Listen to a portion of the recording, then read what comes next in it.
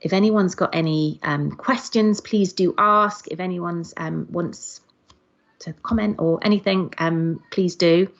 But yeah, over back to you, Lucy. That was brilliant. Thank you, Jen. We've had some really lovely comments in the chat of people saying, you know, how inspired they are about breaking it down into kind of manageable chunks. Good. And kind of that imperfect action, feeling like it's, you know, something they can conquer rather than trying to change everything at once. Yeah, and nobody's going to come along and, like I said, bash you. You know, the eco police aren't going to come round if you're not doing it exactly the same way that somebody else says you should. So yeah. Yeah. The comment. What was it? The big green judgy bashing stick. Yeah. A lot of people really enjoyed that one. You all know the one I'm talking about. Yeah. So I don't know if anybody has got any questions. If you've got one, you're welcome to pop your hand up and we'll come to you. So you can unmute your mic, and if you want to pop your camera on, that's great. If everyone's feeling a bit shy, I'm sure we've got some questions from some of our facilitators. Yeah, well, we've got a lot of people actually sort of talking about what, you know, how they've fared in lockdown, you know, whether it's made them more sustainable or less. And a lot of people have found they're greener by, you know, not flying, not using the car. But sometimes it can get a bit difficult, like forgetting your reusable cup because you're trying to remember your mask and things like that. So, but yeah, the general consensus, everyone is loving the idea that just small steps, and we're now sort of getting some ideas of what people really want to do as their first small steps, you know, like someone wants to make their own soap and things like that. So it's like, it's really inspired people. So this is what we've got so far. Just have I think we've got a hand up from Sarah. Sarah, do you want to take your mic off mute and pop your camera on? Yeah. Hiya. Hang on, let me move that. That's better. Hi, Jen. That was brilliant. Thank you very much. I've learned so much. I had a question about your stopping buying new. What was the thing that started you off? Kind of what were the key steps that you made the decision to do that?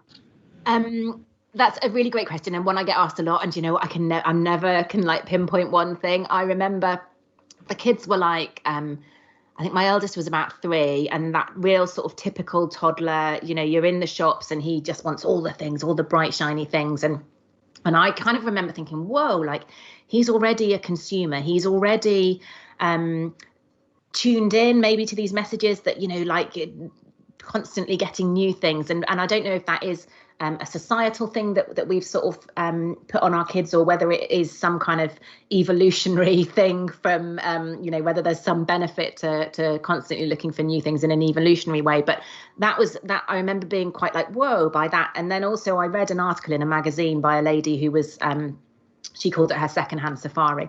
And I think I'd just discovered Free Cycle and Freegal and things like that, and I remember thinking, oh, that, like, it genuinely was so naive, like that sounds fun, like and I honestly, like I said, I just hadn't joined the dots at all.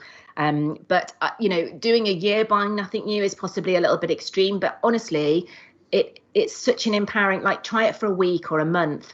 It really is a hugely empowering thing to do, and to kind of realize a little bit, this sounds quite sinister, but you know, we are constantly being kind of manipulated.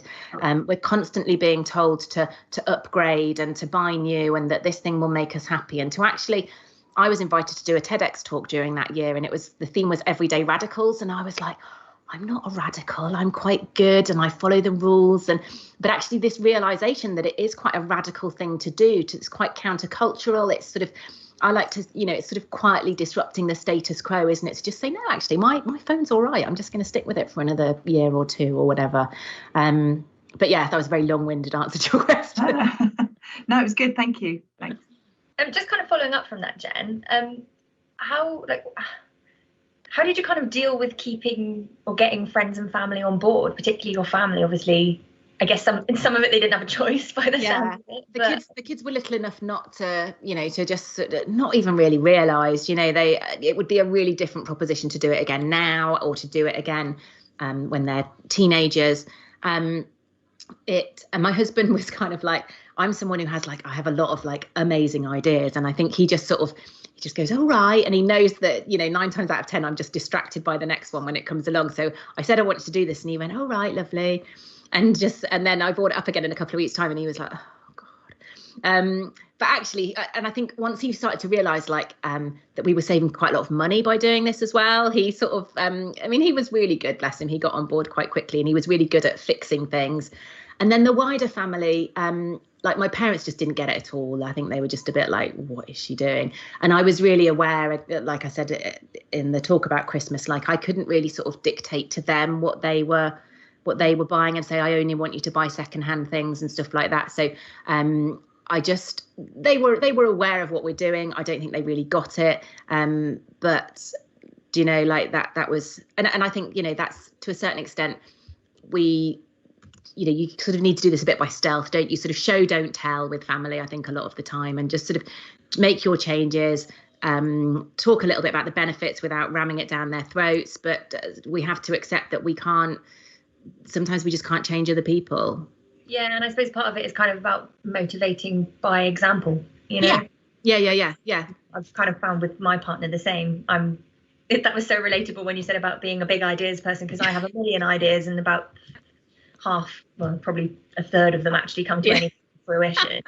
But my partner's slowly kind of come on the journey with me. Yeah. Because he's seen what I've been doing and kind of thinks, well, there's no reason I can't do that. So yeah, I think yeah. No, we can't change everybody, but we're sort of responsible for our own actions. Yes. So I don't know if there's any other questions. Did you, sorry, Jen, you mentioned at the start you've got like an online community, kind of 50,000-60,000 people. Where is that found? Or we can send that around afterwards, I guess, as well, can we? Because it sounds...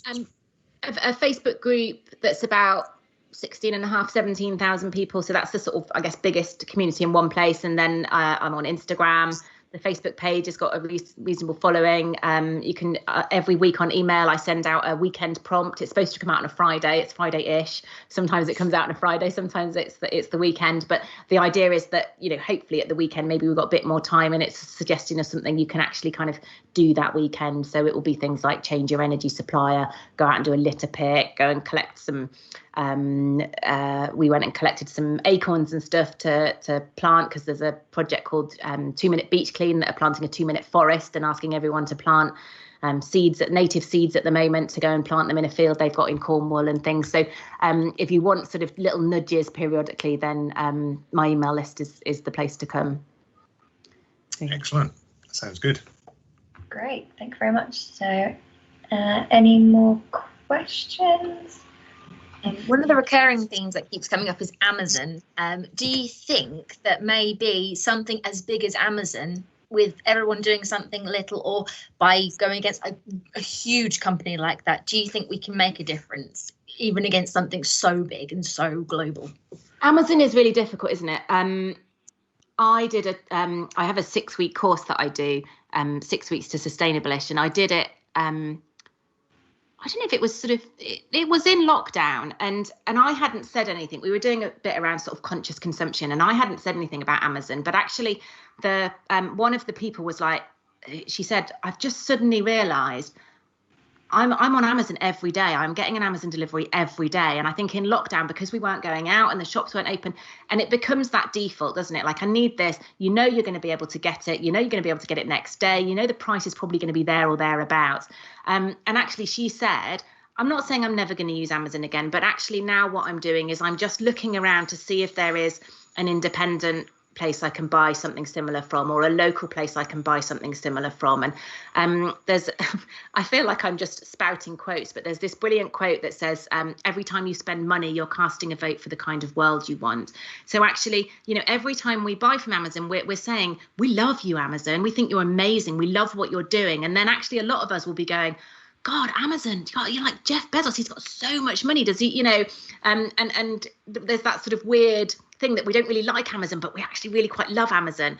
So yes, I think if I mean, personally, I haven't used Amazon for years, but again, you know, that's not a very ish thing. So it might be that you decide you're going to keep using Amazon, but it's going to be your last resort rather than your first port of call, which I think is a really great way of looking at it. You know, I mean, it's been such a difficult year, hasn't it, for businesses? And so especially this Christmas, can we think about supporting local independent businesses, because they genuinely do a happy dance when you buy something from them, rather than, you know, Jeff Bezos just chucking another pile of gold on his pile, you know. So I think this is where our choices can really have an impact. But yeah, if we are going to use Amazon, the more of us that kick off about their packaging or whatever, or the more of us that ask them to be treating their employees fairly, or the more of us that ask them to make sure that they're paying their taxes, and actually say, actually, if this doesn't change, I am going to start moving more of my spend elsewhere. Like I said, business will follow where the money is, and especially, a business as astute as Amazon. I think they will start to change. Well, I hope they will start to change their practices. Yeah, hopefully. We've had a lot of comments, people saying that they're trying to use sort of shop independent businesses for kind of Christmas presents and what have you, or even using Etsy, because although things are still being delivered to you, so you've got the convenience, at least it's going to a small independent. Yes. Then Jeff Bezos with his pile of money, as you said. Just one of the things I have picked up on is people mentioning kind of Christmas shopping in the chat. And I've seen this on our Yammer group as well, people talking about how they're trying to be more sustainable this Christmas. And I know that you've got something on that in your book. I don't know if you just want to spend 2 minutes before we finish. I'm actually running a crap-free Christmas boot camp at the moment, and there's another one going in November. But again, it's all about, and I think I do like 12 days, and we break it down into, because Christmas isn't I guess my top tip would be, think about what you want Christmas to be and to mean to you. Like, we'd fallen into this. My family had their traditions. I met my husband, his family had his traditions. We sort of mashed them together somehow, and then we had kids, but we didn't ever stop and think, like, what do we want Christmas to be about for the kids? What memories do we want to create? What is that magic? What are those feelings that we want them to have?